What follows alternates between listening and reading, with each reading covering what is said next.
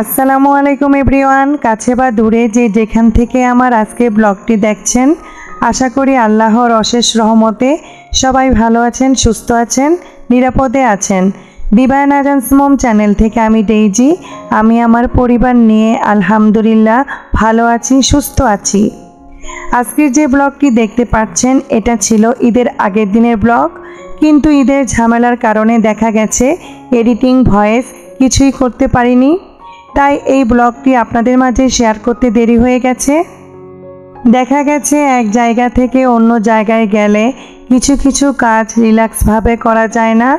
যেমন নিজের বাসায় যেভাবে একা একটা রুমে ফ্রি বসে ভয়েস দেই, সেটা কিন্তু স্থান পরিবর্তন হয়ে গেলে ওইভাবে আর হয়ে ওঠে না। তো শুরুতে দেখতে পেলেন আমি একটা অটো রিক্সা করে কোথাও যাচ্ছি। শুধু আমি না, আমার সাথে পুরো পরিবার, আর তার সাথে ছিল আমার মেজো বোন ও তার একমাত্র মেয়ে। তো আমি তো ঈদের আগের দিন ঢাকায় চলে এসেছি বাবার বাড়িতে। আর আগের ব্লগে বলেছিলাম আমি বাবার বাড়িতে সপরিবারে ঈদ করেছি। তো ঈদের আগের দিন বাবার বাড়িতে গিয়ে সকালে নাস্তা করে তারপর দুপুরে খাওয়া দাওয়া সেরে আমরা সবাই বাসা থেকে বের হই ঢাকার ভিতরে যাওয়ার উদ্দেশ্যে। যেহেতু আমি বারবার বলেছি আমার বাবার বাড়ি ঢাকা, তবে সেটা পড়েছে ঢাকার ডেমরা থানায় আর সানাপাড় এলাকায়, তাই বললাম ঢাকার ভিতরে যাচ্ছি। আর যেখানে যাচ্ছি সেটা হচ্ছে ঢাকার ভিতরে আমার খুব পছন্দের একটা জায়গা, আর সেখানে আমি প্রায় 7 বছর পর যাচ্ছি। তো আমরা সবাই ভেবেছিলাম সিএনজি দিয়ে যাব, কিন্তু আমি বলেছিলাম না, আমরা সবাই আজকে বাসে যাব, তারপর রিকশায় করে সেই জায়গায় যাব। তো এরই মধ্যে কিন্তু আমরা বাস থেকে নেমে রিকশা নিয়েছি। তো আমরা কিন্তু 2টা রিকশায় নিয়েছি। তো এক রিকশায় আমি আপনাদের ভাইয়া রাজান বসেছি, আর আরেক রিকশায় আমার বোন, আমার মেয়ে আর বোনের মেয়ে বসেছে। তো এই তো আমরা রিকশায় চড়ে যাচ্ছি, আর রিকশায় বসে কিন্তু আমরা একজন একজনকে হাই হ্যালো করছিলাম। এখন যে রাস্তা দিয়ে আমরা যাচ্ছি, এই রাস্তা আমার অনেক দিনের চেনা, অনেক আপন। দেখা গেছে এই রাস্তা দিয়ে আমি আমার ভার্সিটিতে যেতাম। নিউ মার্কেট বলেন, ধানমন্ডি লেক বলেন, দোয়েল চত্বর, টিএসসি, যাই বলি না কেন, এই রাস্তা দিয়ে যেতে হতো। তাই যখন যাচ্ছিলাম তখন খুব আবেগ কাজ করছিল, আর একজনকে খুব মিস করছিলাম। সেটা হচ্ছে আমার প্রাণের প্রিয় বান্ধবী। হয়তো মনে মনে বলছেন এত বকবক করছি কেন, কিন্তু কোথায় যাচ্ছি সেটা কেন বলছি না। ও আরেকটা কথা, এই যে এখন বকবক কথাটা বললাম, এটা বলাতে এখন আমার আরেকজনের কথা মনে পড়ে গেছে। আর যার কথা মনে পড়ে গেছে সে হচ্ছে আমাদের সবার প্রিয় বাংলাদেশি ব্লগার মম রিমা চ্যানেলের রিমা আপু। তো আপুর ব্লগে আপু এই বকবক শব্দটাই বলে থাকে। তো আপনাদের আর হতাশ করছি না, এই যে আমি এসে পড়েছি, আমি বললে ভুল হবে, আমরা সবাই এসেছি দোয়েল চত্বরে। আর এই দোয়েল চত্বর ঢাকা শহরের মধ্যে পছন্দের একটা জায়গা আমার।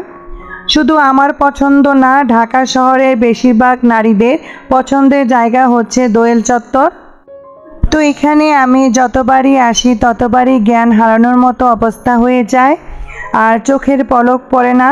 তো এই মুহূর্তে আমার তখন এই গানটাই মনে পড়ছিল, পড়ে না চোখের পলক কি তোমার রূপের ঝলক।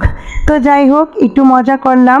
তো এই দোয়েল চত্বরে আমি যতবার আসি এত সুন্দর সুন্দর ঘর সাজানোর জিনিস দেখে সত্যি আমার চোখের পলক পড়ে না। তো এখানে দেখতে পাচ্ছেন আমার হাতে যে বাস্কেট, এগুলো ছিল গুল পাতার তৈরি। তারপর আরও আছে বেতের তৈরি ট্রে, বাঁশের তৈরি ট্রে, ঝুড়ি, আরও অনেক কিছু। তারপর পাটের তৈরি অনেক কিছু ছিল। তো এগুলো দাম শুরু হয় 500 টাকা থেকে, তাও আবার জিনিস বুঝে দাম। তবে আমার কাছে অনেক দাম মনে হয়েছে। তবে এখান থেকে যাই কিছু নেই না কেন, একটু বার্গেটিং করে নিতে হবে। আর এখন যে ফুলের দোকান দেখছেন, এগুলোর দাম আমার কাছে কিছু রিজনেবল মনে হয়েছে।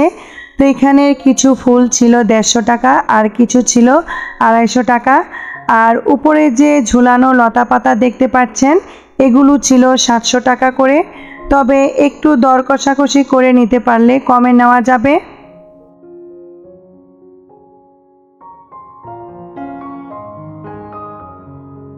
আর এখানে যতগুলো দোকান ছিল সব দোকানের মধ্যে আমার এই দোকানের জিনিসগুলো নজর কেড়ে নিয়েছিল। তো এখানের সিনারিগুলো আমার খুব ভালো লেগেছে, তবে আমি যেই সিনারি পছন্দ করেছিলাম সেটা নিতে পারিনি। ইনশাল্লাহ পরবর্তীতে আবার আসলে নিয়ে যাব। আসলে সত্যি বলতে এখানে যদি আপনি লাখ টাকার শপিং করেন তারপরও আমার মনে হয় মন ভরবে না। আসলে আমরা বাঙালি জাতি যত দেখি ততই কিনতে মন চায়, কিন্তু যখন চিন্তা করি money is a very problem, তো এই কথা ভেবেই কিন্তু অনেক শখ আমাদের পূরণ হয় না। তো যাই হোক, এত বকবকের মাঝে আজকে কিন্তু একটা কথা বলতে ভুলে গেছি। যারা এতক্ষণ ধরে ধৈর্য সহকারে আমার বকবক শুনছেন তারা প্লিজ একটা লাইক দিয়ে আমার পুরো ব্লগটি কন্টিনিউ করবেন।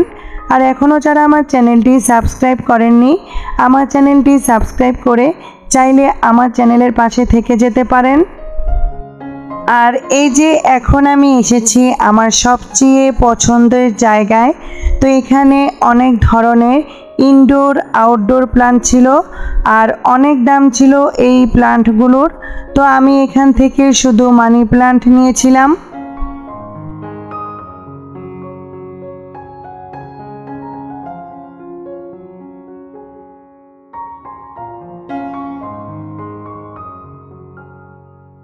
আর এই তো গাছের মেলা থেকে চলে এসেছি মাটির মেলায়, মানে মাটির জিনিসের দোকানে।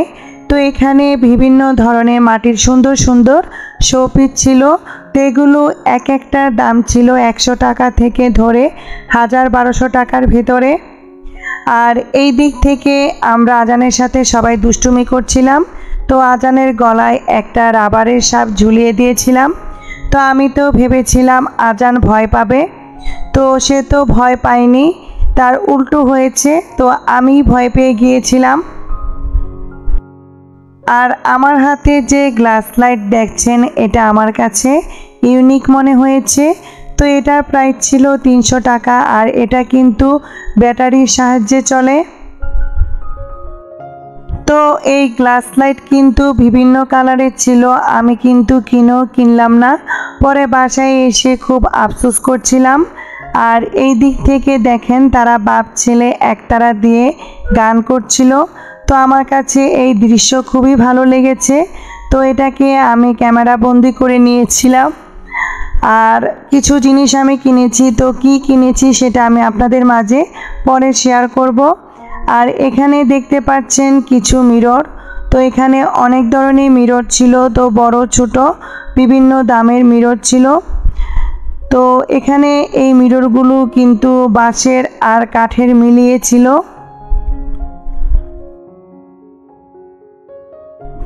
তো এই দিক থেকে আমরা পুরো দোয়েল চত্বর ঘুরে নিয়েছি, আর এখন এসেছি আমরা সবাই আইসক্রিম খেতে। তো এই ছিল আমার আজকের ব্লগ। তো আজকের মতো ব্লগটি আমি এখানেই শেষ করে নিচ্ছি। আবার হাজির হব নতুন আরও একটি ব্লগ নিয়ে। ততক্ষণ পর্যন্ত সবাই ভালো থাকুন, সুস্থ থাকুন। আল্লাহ হাফেজ।